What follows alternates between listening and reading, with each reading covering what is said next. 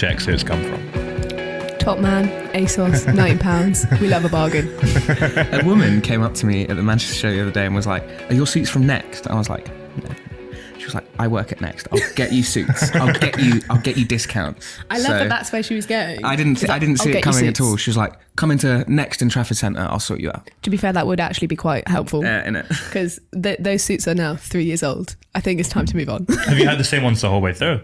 We have a brown suit as well, but when we first got that one, I got the wrong size and then I didn't return it in time because I'm an idiot. And so it's actually way too big for me.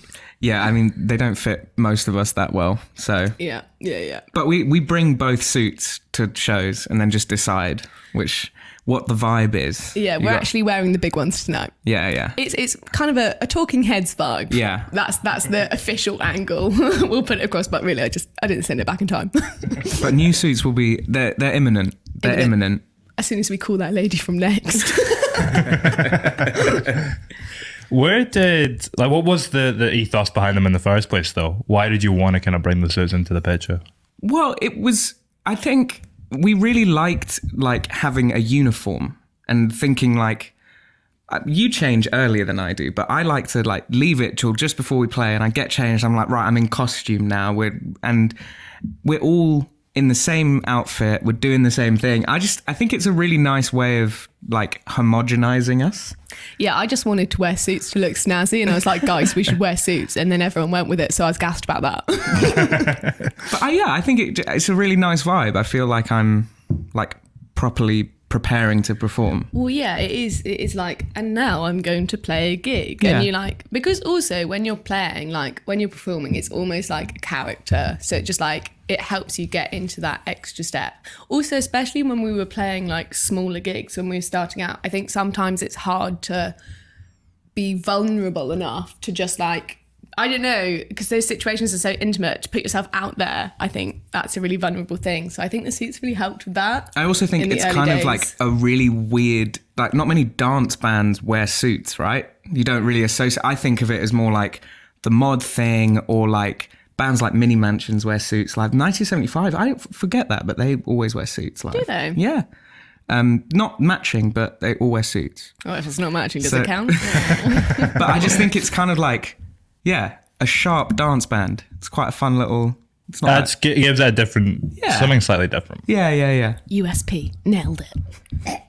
Is it, with what you were saying, about the idea of, kind of gets you in the headspace for going on stage, is part of that like separating the art from the artist, do you think, too? Is it kind of feeding into that? I think there's always an element of that. I think it's just quite fun to get to go into that different space as a person. Like it's fun to get to explore that and you get to be creative in that way and just kind of... Yeah, I think when you're performing on stage, it's like everything is so heightened. Yeah. That's like, if you just stood there like, hi, I'm Meg. Mm-hmm. Like, it just wouldn't suit our music. I think our music is so like octane energy. Like. Well, and also it's very performative. Yeah, totally. I think the whole point of the band was that a lot of the time dance music isn't that visually enticing. Like there'll be a DJ or there'll be a guy with a load of electronics, but you can't necessarily see what's going on. Pyrotechnics. Yeah, so like having real instruments and it be a band, but still kind of try and sound like that was one of the big things we wanted to do. How long did it take you to kind of get to a space where you felt like you were doing that, to kind of work the kinks out and get into a flow? Well, I don't know. I mean, we didn't really have time to even like think about that. We literally started jamming and then we got a gig like within a week, and then our bass player was in South Africa, so he couldn't do it, so he depped out our first ever gig and we wrote a set in a week, and then we just kind of kept going from there. You wrote a set in a week?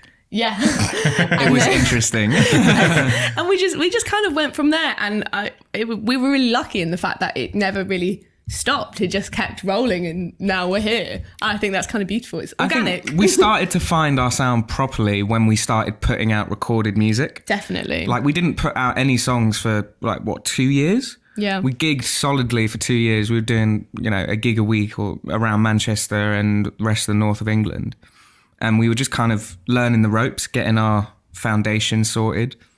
And so, yeah, I think a couple of years in, we were like, okay, we're starting, but we're still figuring it out, to be honest, which is why it's, Babyface EP. But also, I don't know if we're ever going to be at a stage where it's like, and everything is figured out, because that would be so dull. Yeah. Like, I feel like as an artist, you want to kind of constantly be evolving, right? I saw, who was it? Someone said in an interview the other day that the way they get creative is they put themselves in really uncomfortable situations. Grimes did that, where she locked herself in her room for 2 weeks and then didn't like eat anything, and she like went insane. Yeah, I mean, I wouldn't do that. Yeah, I mean, it's not for me I mean, personally. I'm talking more like, going places I've never been before, or like, I'm not like Listen, Tom, I'm going to torturing need myself. a little bit more commitment from you. Step it up, man. So yeah, we're always figuring it out, but Yeah. I think we're getting there. Yeah. It's just fun, isn't it? What was the the last big revelation that you had as a group then? If you're kind of constantly uncovering new things. I think like gigging again after the pandemic has been like the biggest revelation, because we were still lucky to like, we were able to write and release throughout the pandemic. And then like when we came out of it, our music had reached a whole new audience that we kind of didn't even realize. Because when you see numbers on a screen, I don't know, it doesn't feel real. Yeah. And then so when we came out of the pandemic, we had just like leveled up in terms of venues and like capacities. So we were just playing to like crowds of people that knew our music and were like singing our songs back to us, which is pretty insane. I mean, I think, at the gig in London the other day, there was a guy in the front row who knew every word to every song. And like, that completely blew my mind. It's wicked. Like, before the pandemic, I mean, a lot's happened since all the lockdowns and everything. So you're telling me. To see that is just crazy. I think that's the biggest thing for us at the moment. Yeah. So does it change quite dramatically the way that you frame the band in your mind, do you think? Well, I think so, because it's almost like you go from, I mean, we still played some, like pretty sick gigs before the pandemic, don't get me wrong, but it's like now it feels in a way like legit, like this is what we're doing. Like, I don't have another job. Yeah. I'm poor as fuck, but I don't have another job. And this is it. Like, this is our lives. Yeah. And that's really fucking Well, cool. it's very surreal at the moment. Like, we haven't quite figured it all out yet. We're in the dream world. Yeah, we've been living in the dream world for a fucking minute. But yeah, it's just amazing that we can do this like all day, every day. Yeah, to have left like college and come out and be in a position where we can do this every day. Like, we're so lucky. Yeah. When did you quit your other jobs that you had? I never had one. I didn't have one after college. Yeah, we graduated college like 6 months ago. Was it 6 months ago? Yeah. God, time flies. And then I got a job transcribing TV shows, which was wank. But it's okay. For the subtitles that come up. Yeah, well, it's he wasn't at that level yet. No, he was below that. That was below my pay. That was above my pay grade. That's the upper echelons. You just have to type out everything they say so they can edit it quicker. But I was doing like Ghost Hunters, Love and Hip Hop in Miami. It was Love and Hip Hop in Miami. Oh god, that one. Is it not your favourite show, Alex? I'm confused. I mean, that sounds like it could be. So it's a cult hit in Glasgow. It is rough. It's just all these Hispanic people very loudly bitching about each other. Is it like a reality TV show? Yeah. But they're really touchy about their appearances, so they didn't send over the footage. So I just had an hour-long audio file of this pop star from Miami going, "Oh my God, I absolutely hate her. She's like the absolute bitch of my life." And then they'd be like, "Okay, we're rolling." She's like, "Oh my God, it was so good to see her after so long." I love that we're giving so much airtime to Love and Hip Hop in Miami. I'm just assuming it's going to get cut. Go watch it's it fine. now. But I really quit. hot. I didn't actually quit, but they sent me an email yesterday saying, "Where are you?" You could resign now on camera. I think I told them yesterday. I was like, Oh, that's nice. He quits. so I haven't done any work for like 2 months. There's not time to. There is not time. He's like, every day is so hectic. Like, you just kind of got to go balls to the wall and like fully commit. Otherwise, it's not going to happen. Yeah. Is it ever tough to create when you're kind of in that space then, where it's so hectic and stuff's constantly happening? Sometimes, but at the moment, it's like a really good pressure. Because we've been working on our next EP, wrote it in August? Wrote the majority of it then. And we've been in kind of the more technical phase of recording, mixing, producing, that kind of thing, which is easier to do under pressure.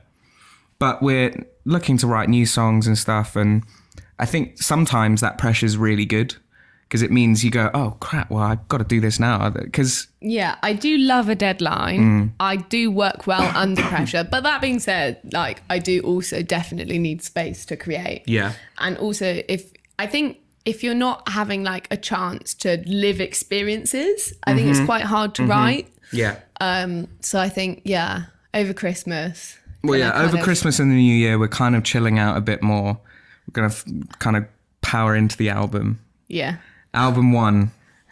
Uno. Will you have to force yourselves to chill out over the new year?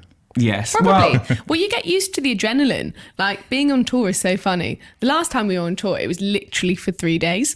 And the day we got back, I was just sitting there at home like, when's the adrenaline gonna hit? Like, you become like an addict. oh yeah, I didn't fully wake up after tour until 3 days later when my mum nearly crashed her car. And I was like, whoa, I'm awake again. There Okay, it is, right, baby. let's go. I'm ready. You said you love a deadline. Was it Dirty Work? No, Dirty Love, rather, that was written for your uni deadline, right? Oh, yes. It was for my songwriting module. Actually, very helpful. Loved it.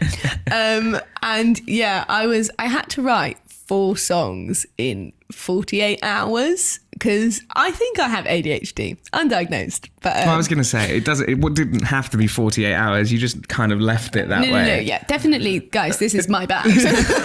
Would like to clarify. But yeah, then it was definitely. Sometimes they just pop out. It's great. Sometimes they really don't, though. But that's why, yeah, it's good to get a little deadline. And then I think that definitely contributed to the weirdness of Dirty Love. I thought I was writing normal songs. I keep doing this. I keep being like, guys, I've written a really normal song. It's going to be great. And everyone's like, this is fucking weird. This is so egg. I'm like, all right. I'm seeing it now through your ears. And yeah, definitely still weird. Well, I wanted to ask about that one before we get into the EP because it's kind of a fictional account of something as opposed to writing from truth, right? Yeah, most definitely not real life. Was there anything you learned, though, from writing fictionally that you were then able to apply when you came back to writing about things that you're pulling from your own life? Well, I just think what I learned, I think, is that not everything has to be like biographical, and actually that can be really fun. And I think if you put yourself in that kind of a box, sometimes restricting yourself is good for creativity. But then I thought, yeah, I don't know, just writing fictionally was really freeing, actually. It's like, I can use all these stupid words and it's great. And it doesn't have to be like... I'm really bad at that. I don't really do fictional writing. I love it. I should try it. I should It's just great. go all out. But also it's like what you take inspiration from. So it's like my partner Paige is also a musician, and like their latest EP, like one of them is about Through the Eyes of a Stalker, and one of them is like about the guy in the Joker film. And like it's just like Yeah. you can be so creative, and it means that you can fit in words like Ebola. I just think it's wicked. Yeah. And I like being able to do both. I think that's really fun because you can still have like, I think there is something so precious about songwriting when it is personal and it is raw and it's vulnerable. And I think that comes from such a special place. But then also it's trying to get that same effect when you're not writing about yourself, which Yeah. is really interesting. Yeah. I guess there's an element of not taking yourself too seriously with it as well. 100%. I mean, There's quite a lot of that with us. we're called Porij, but spelled dumb. It doesn't get more silly than that. I guess that kind of leads us nicely into the song Ego, which is on the new EP, Yes. because by not taking yourself too seriously, it's a way of kind of preventing that building up, I suppose. Definitely. Yeah. When it comes to someone else, who I imagine that song was written about. Well, it wasn't. Okay, so it was actually written about my flatmate and her ex-boyfriend at the time. She's Scottish, half Scottish. Shout out. Whereabouts is she from? I don't know. I can't remember either. That's really bad. But yeah, so it was kind of like I took the seed of an idea but then I built upon it fictionally. So it's not like completely biographical, like I have, like made up scenarios and stuff, but it was like the seed of that idea. And then I was like, okay, well, I want to explore that kind of relationship that's fallen apart, but from both sides, because I thought that would be really fun. Because often it's like pretty one-sided in a song, but yeah. Which side came first? Or which side did you write first? I wrote the side of the flatmate first because I think it was quite fun to have most of the song being like, oh, you know, this has happened to me and actually this person's a prick and blah, blah, blah, blah. And then you have this big like build up musically. And then for like the final chorus, you hear from the other person and it's just like, I'm still so in love with you. Why am I still so in love with you? I don't want to still be so in love with you. Like, I wish this could change. And then it completely flips your perspective on the whole situation, which I think is fun to leave till the end. And it's like, the musical build-up really fits like the emotional build-up as well, because it's almost like frustration from both of them. Both sides are so frustrated. It's one of the only songs in the set where I can't smile during that song. Like, I really smile. I know you do, but I can't. And like, I'm like, nah, this one, nah. I'm enjoying myself, but not in a happy way. You know what I mean? Oh, I love it because then you get that release. It's like, it's the tension and release in that song, which I think is so special. Yeah. Because when it gets to that moment where you hear from the other side and then musically it just like expands, everything opens up and it's like, oh, finally, release. And then I'm just playing these chords and I'm like, yeah. Maybe it's just because I'm doing way too much in that song. Yeah. Playing very difficult things. You're not just smiling like a lean at the front. Yay! That's what I do most of the time. The idea that you mentioned where you flip the perspective of the song in the final verse. Have you ever written a song, either of you, where that's happened for you, where by writing it, your perspective on a situation has been completely changed? For sure. Definitely. Songwriting is a very cathartic process. That's exactly what I was going to say. It's very, like, you can be thinking about so much, and as soon as you write it all down, it's very diaristic. Like, once it's out... Good word. Fuck you. Once it's out, it's kind of like you don't have to think about it anymore because you've already processed it, and now it's down. So, yeah, for me, it definitely helps a lot just, like, to get a load of what I'm thinking out onto a page. And then it helps me like work through it rather than just freaking out. Very diaristic, I would say. Yes, I concur. It is super cathartic, and I can't write lyrics not on paper with a pen. I can't ever like write lyrics typing. Like for me, it very much has to be that. Even if you're just jotting down an idea. Cannot be on. Most of the time for me, it's a voice note. I usually write lyrics when I'm on my bike because I don't know why. Because I've spoken about this to songwriters before, and it's like when you're walking or when you're cycling or something, your mind kind of goes into that space where you're focusing on something else and it triggers something. I think it's because there's like the fear of impending death when you're cycling, so you can't think about anything else. That's not where I thought that was going. Well, I mean, obviously, clearly, I was scarred by my incident. But oh yeah, Tom was involved in a horrible bike crash. It was fine. I scratched my bum. It was fine.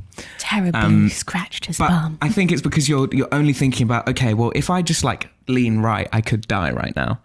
And then suddenly your brain has that space and it just goes, oh, you should do this. And then you have to pull over and you're like,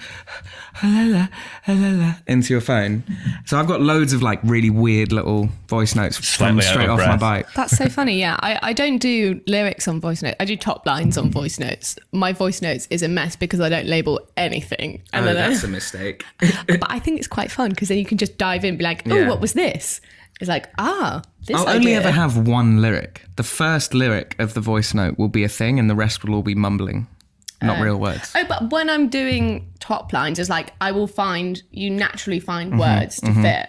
And then Benny Sings does that. Benny Sings wrote that all the vocals for his album with no lyrics, did the whole album and then came back and did them afterwards, which is nuts. It is nuts. I'm not sure I'd do that. No, I couldn't do that. Yeah. It's almost like doing it backwards. Yeah. Isn't it? Although sometimes but I he's do a beat maker by trade, so like that was where he started. I do write melodies without lyrics though, first, quite a lot of the time actually. Yeah, but you wouldn't do a whole album. Listen, Tom, well, okay. Don't put me in a box. Next time. Album 1 is happening now. No, I don't want to do that. Don't make me. It's funny that we mentioned voice notes. So I wanted to ask about how you find the voice of a song, because on the CP, some of it veers closer to spoken word. You're very much taking on different tones throughout. How do you find the voice that suits a particular track? Well, I think it depends also because like this latest EP, like Can't Stop, Tom wrote by himself. Divine and Heaven Knows, like I wrote by myself. And then Ego was more collaborative, and so is Nobody Scared. Yeah. So you already have like 4 different writers coming in with different voices as it is. So that's automatically going to get more of an eclectic. Yeah. What am I looking for there? What's the word? An eclectic what? Collection. Collage. Menagerie. I definitely wasn't looking for that one. But then I think it just like, I've always said that I don't write for an agenda. I write with what I'm feeling at the moment, because I think that's always going to be the most honest song, or even if it's not like truthful, I think that's always going to come across the best, because it's, I don't know, it feels more real. Not to say that it's wrong to write with an agenda, it's just not what I do personally. I think, yeah. I think in answer to your question, we try not to think about it too much in terms of the voice. It's more about the song, right? It's just like, it just happens. What does this feel like? Kind of, and dive right into that. Like Can't Stop, like you say, I made this really, really budget garage beat, just put a load of vocals on it with auto-tune, and that was kind of the vibe. So then it was all like trying to replicate that, just a bit higher fidelity.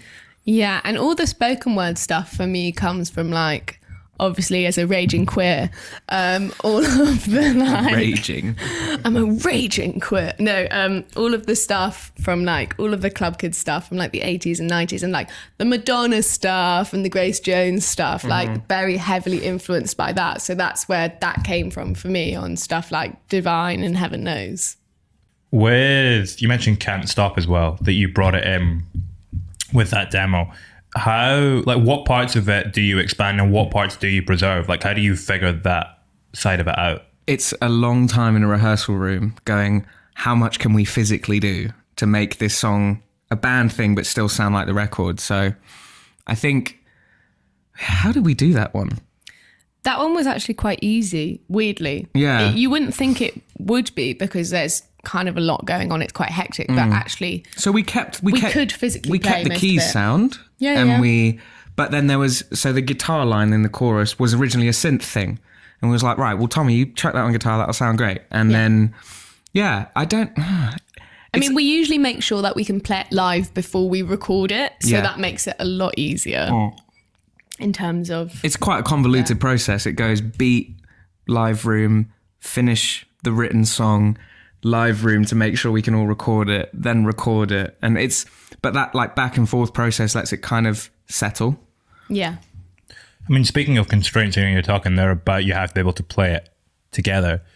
One of the other constraints I wanted to ask about is the format in which you present your music, because I also did the mixtape last year, EP this year. What's the difference between those two mediums for you, and how did that influence what you were creating?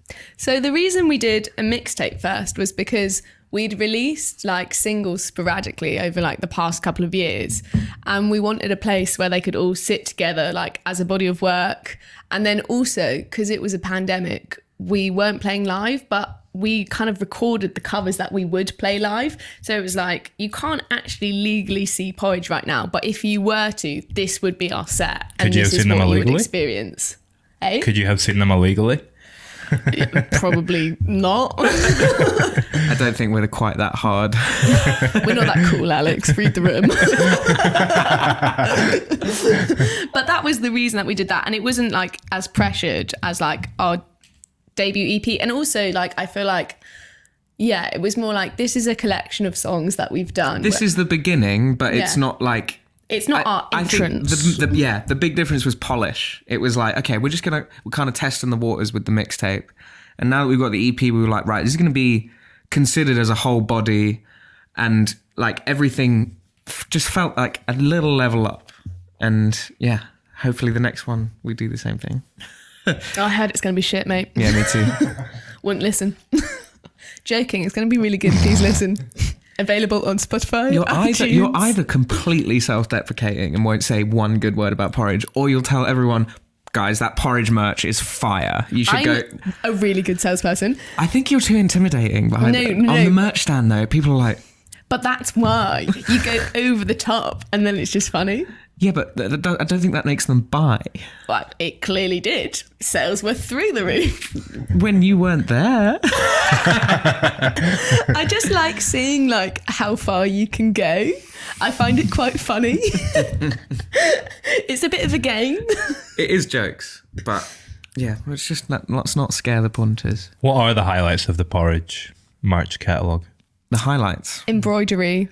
We've upgraded this time. We went embroidered as much as we could. We got some nice embroidered caps. Mate, it's quality. Some t-shirts. Quality. High quality. We've got a lovely quality tote bag. Oh, the tote bag.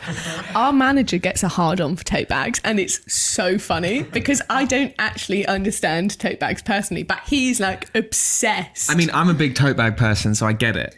No, but he's like a big tote bag person. So yeah, that's the current lineup. It's a little...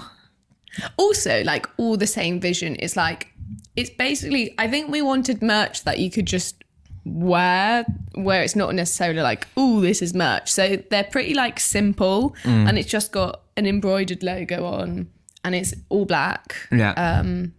Yeah, classy, Alex. What can I say? We're classy people, as you can probably tell. Have you always had quite a strong interest in everything that surrounds the banks? You know, we started this off by talking about the suits. You clearly have quite a big passion for the merch.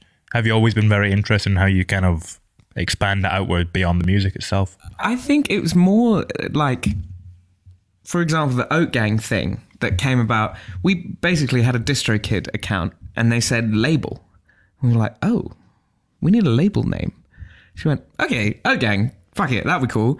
So then that was a thing. And then we needed a music video. So we were like, oh, well, We've got no money. We've got no money. So let's just make a music video with like zero budget. And then we were in the video game. And then we were like, well, we've got a show coming up. We should probably make some merch. So we just all chopped in like 100 quid. And oh my God, it was more than that. It was painful. Anyway, we chucked in some money, all got these shirts. And then we were like, right, well, we'll design them. I think what's really cool is that we can do all of that now because we can just upload online and then like everything's getting so much more independent. Like we're not intentionally putting our fingers in every pie, but we just can. And well, yeah, it's almost like it started out from a place of budget, but also like I think we are just generally quite interested in that kind of stuff anyway, especially like me and you. Yeah. We're like little aesthetic pals. Like, you know, we did art at school, like graphic design, all that stuff. So the fact that everything is in the house, yes, it's cheaper, but also like it's really fun being able to control that creative vision from like all angles. Like we do all our own art, we did our own logo, do our own posters. Yeah. And it just really feels like as much of us as we can put into it. We've spoken a lot about kind of tour and the way that you perform live and such. What's the most unexpected thing that's happened since you've been back on tour post-COVID? Surely crowd surfing, man. Oh, yeah. At the London show, was it during the encore? I think it was. There was a lot of shenanigans going on. Anyway, it was towards the end of the set. I was just playing along, whatever. And I look over at the crowd and there is this dude that's like at our height just surfing along the crowd. We had no idea who he was. Well, what was funny is that it wasn't like quite surfing in the sense it was like of controlled falling. It was the same group of people holding him and then they were just moving. Oh, were they? So it was like they were just carrying him around. I hadn't seen that. It was so funny. I think he surfed a bit, okay, but it okay. was controlled. But it was our first ever crowd surfer. So that was cool. That was cool. And then our manager afterwards went, Egg, why aren't you crowd surfing? I was like, I'm just not sure people are going to support me. I think just I might fall. I'm going to be on one of those compilation reels where it's like all of the fails. Like that one of Justin Bieber where he just falls through the stage. Exactly. I've got the fear, man. I've got the fear. Other than that, what's been unexpected on tour? Well, the hummus has been expected. The hummus has been pretty normal. We saw Venom yesterday. I saw Venom yesterday. Did you? Yeah. At 5:20 viewing? No, the 5 o'clock viewing. That would have been so cute. What did you think? It's dumb, it's big, it's fun. Yeah, exactly. It's classic, isn't it? It's better than the first one, I think. Oh, yeah. Because they just kind of lent into it. They double down. Yeah. But 100%. Again, that was pretty expected. PlayStation on the tour van. Oh. That was unexpected. Yeah. But great. Love it. Can't do anything, never grew up with games, but I'm really a supporter when you play. Thanks, Harry. It's really in your corner, Tom. I'm trying to think of it. It's not been that wild. I know, now it's just embarrassing, isn't it? We're pretty middle-aged. We go to bed quite early. I had 12 hours sleep last night. It was lit. I fell asleep fully clothed last night. Okay, yeah, no, that was unexpected. So I went out for like one last fag before bed. 11? No. It's 10:30. No. 10. Okay. 10. I was going to bed. I'd had a bath, right? And then I was like, okay, so Tom I was will like, be I'm just going out for a cig. Yeah. So I set my podcast to 10 minutes, right? So like turn off. I was like, I don't want to make Tom listen to my podcast. I took one cigarette, a lighter, and my phone, and the room key. Stood outside, and then our tour manager goes, all right, we're all in the pub. So I then ended up in the pub for like 2 hours, not even, like an hour and a half. Got back at 11:30, passed out on the bed fully clothed. And then Egg woke up with me there. Well, no, because from my perspective, it was Tom's going out for a fag. He'll be back in 10 minutes. I wake up 2 hours later. Tom's not here. He could be dead. I'm sure he's fine. I fall back asleep. I then wake up and he's snoring next to me, fully clothed on the bed at like, I don't even know when. And then the next time I woke up, you weren't fully clothed and you were under the covers. Well, I woke up at 5 a.m. going, what have I done? Yeah. So brushed my teeth, got undressed and went back to bed. I honestly thought I was hallucinating last night. Yeah, it was so bizarre. I was like, God, I really must be tired. Like I keep seeing Tom in like weird visions. So yeah, that was that. That's our Glasgow night. That's our answer to your question, Alex. Wow. Thank you very much. It's been a pleasure, guys. Thank you so much for having us. Very nice to meet you. And you. Thank you. Wicked.